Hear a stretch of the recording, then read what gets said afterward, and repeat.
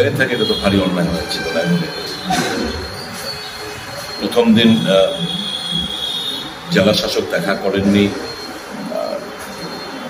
খবরের কাগজে তার দেখানো হয়েছে, লেখা হয়েছে রাতে 10টার সময় কিংবা সামাজিক মাধ্যমে, সেটাও ঠিক না।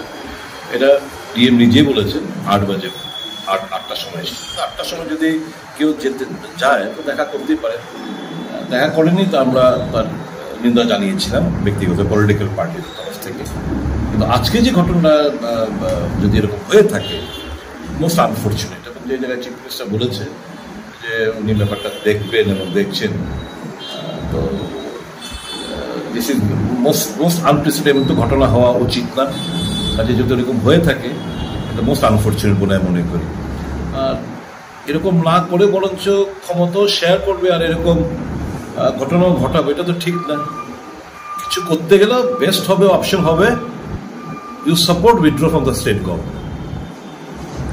অনেক ইস্যু রয়েছে,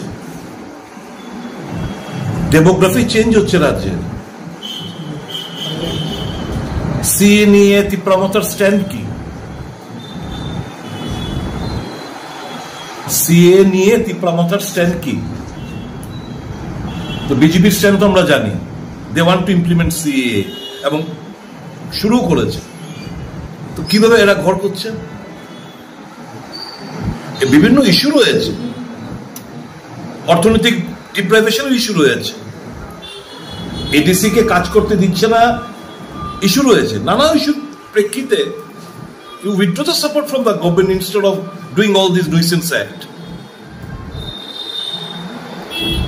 সরকারও থাকবে, ক্ষমতাও ভোগ করবে, সমস্ত কিছু পাওয়ার প্রিভিলেজ এনজয় করবে, আবার এই তামসাগিরিও দেখাবে, সেটা হতে পারে না। এটা নাটক বলে আমি মনে করি।